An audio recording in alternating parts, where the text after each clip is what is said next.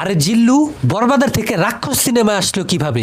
অপেক্ষা করেন, উত্তর দিচ্ছি। তো ভাই লোক, প্রিন্সের টিজারের হতাশা কাটাতে এক নতুন ধামাকা নিয়ে হাজির হয়েছে বাংলাদেশের সন্দীপ রেড্ডি ভাঙ্গা, আমাদের ডিরেক্টর মেহেদী হাসান হৃদয়। আর সে যেমনটা প্রমিস করেছিল যে সিয়াম একটা রাক্ষস, সবকিছুকে গিলে খেয়ে ফেলছে, তার একেবারে শতভাগ চমক আমরা রাক্ষসের ট্রেলারে দেখতে পেলাম। কিন্তু রাক্ষসের ট্রেলার নিয়ে অনেক দর্শকদের কিছু অভিযোগ রয়েছে, যে সেটা হলো এটা নাকি বরবাদ আর অ্যানিমাল সিনেমার নকল। আমি তাদেরকে বলতে চাই, আপনারা কি ট্রেলারে জিল্লুকে দেখেন নাই? আর তাকে দেখেও যদি কিছু না বোঝেন, তাহলে সিনেমেট্রিক ইউনিভার্স নিয়ে আপনাদের কোনো আইডিয়াই নাই। এইটা এখন একেবারে ক্লিয়ার হয়ে গেছে যে রাক্ষস সিনেমাটা বরবাদ সিনেমারই একটা পার্ট, বা বরবাদ সিনেমার সাথে এর একটা কানেকশন রয়েছে।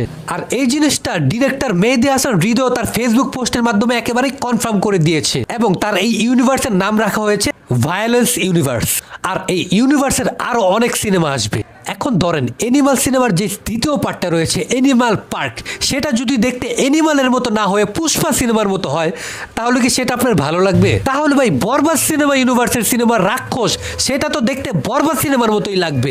এখন রাক্ষস সিনেমা আসল না নকল, সেটা যারা সিনেমা বোঝে তারাই জানে। প্রিন্সের হতাশা কাটানোর মতো এর চেয়ে ভালো চয়েস আপাতত আমার কাছে নাই। তবে ভাই রাক্ষসের ট্রেইলার ছিল রহস্যে ভরপুর, কারণ এমন এমন কিছু দৃশ্য আমরা দেখতে পেলাম যা নিয়ে নেট দুনিয়া পুরা তোলপাড়। তো চলুন, রাক্ষস সিনেমা কিভাবে বরবাদ সিনেমার সাথে যুক্ত হতে পারে, রাক্ষস সিনেমার ট্রেইলারে তার কানেকশন খোঁজা যাক। ট্রেইলারের শুরুতেই আমরা একটা বিশাল বাড়ি দেখতে পাই, সম্ভবত এটা সিয়ামেরই বাড়ি। সেও যে আরিয়ান মির্জার মতো ধনী এবং পাওয়ারফুল লোক, তা তো ট্রেইলার দেখেই বোঝা গেছে। এর পরের শটে আমরা তাকে 3টা গাড়ি নিয়ে কোথাও একটা যেতে দেখি, যেখানে তার জন্য রয়্যাল বেঙ্গল টাইগার নিয়ে অপেক্ষা করে আছে সিনেমার সম্ভবত দ্বিতীয় ভিলেন সাফাত ফিগার। এর পরের শটে নায়কের হাতে আমরা একটা দুর্দান্ত মডিফাই করা সোনালী কালার আর্মস দেখতে পাই, সম্ভবত এটা AK-47, এন্ড এটা দেখতে জাস্ট অস্থির লাগছে। পাশাপাশি আরো একজনকে দেখতে পাই, সম্ভবত এটা সিনেমার তৃতীয় ভিলেন সোহেল মন্ডল। তারপরেই আসে কিছু অসাধারণ hand to hand action scene, and এই সিনটা দেখে আমার দেবরা সিনেমার একটা দৃশ্যের কথা মনে পড়ে গেল, জাস্ট সুপার শট। এরপরে আমরা সিয়ামের নিজের বাড়িতে কোনো গ্যাংকে কিছু একটা বলতে শুনি, গ্যাং বলছি তার কারণ তার পুরো শরীরে রক্ত লেগে আছে, তার মানে এখানে কিছুক্ষণ আগেই কিছু একটা ঘটেছে। সিন শিফটের পর ট্রেইলারে এই প্রথম নায়িকার এন্ট্রি হয়। তারপরেই আমরা তাদের মধ্যে কিছু অন্তরঙ্গ এবং রোমান্টিক দৃশ্য দেখতে পাই।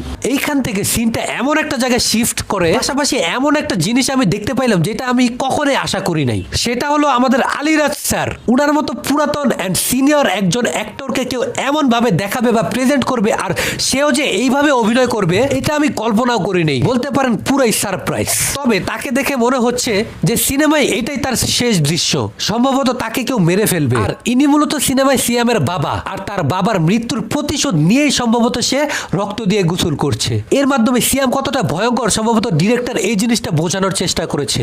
তারপরে সেই অ্যানিমালের আইকনিক এয়ার রানওয়ের দৃশ্যের মতো একটা দৃশ্য আমরা দেখতে পাই, যেখানে সোহেল মন্ডলের সাথে সিয়াম ফাইট করে। তবে ট্রেইলারে এই মেয়েটিকে তা আমি বুঝতে পারছি না।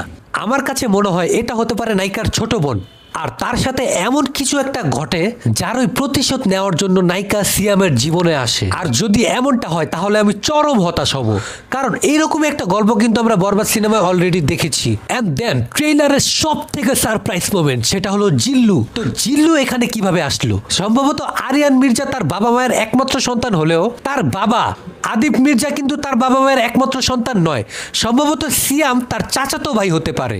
অর্থাৎ সিয়াম আদিপ মির্জার বড় ভাইয়ের ছেলে। যেহেতু আরিয়ান মির্জা এখন আর নেই, তাই জিল্লু আরিয়ান মির্জার চাচাতো ভাই সিয়ামের পিএস হিসাবে যোগ দেয়। কারণ ট্রেইলারের আরো একটা দৃশ্যে আমরা জিল্লুকে দেখতে পাই সিয়ামের পেছনে। ট্রেইলারের একেবারেই শেষে সিনেমার সব থেকে রহস্যজনক মানুষের আবির্ভাব ঘটে, সেটা হলো সিনেমার প্রধান ভিলেন। সত্যি কথা বলতে গেলে একে নিয়ে পুরো ফেসবুক গরম হয়ে আছে যে এটা কে। কেউ বলছে এটা রুবেল স্যার, আবার কেউ কেউ বলছে এটা সিনেমার ডিরেক্টর মেহেদী হাসান হৃদয় নিজেই। অনেকের কাছে আবার মনে হয় যে এটা শাকিব খানের বরবাদ সিনেমার মতো সিয়ামের নিজেরই আরো একটা লুক।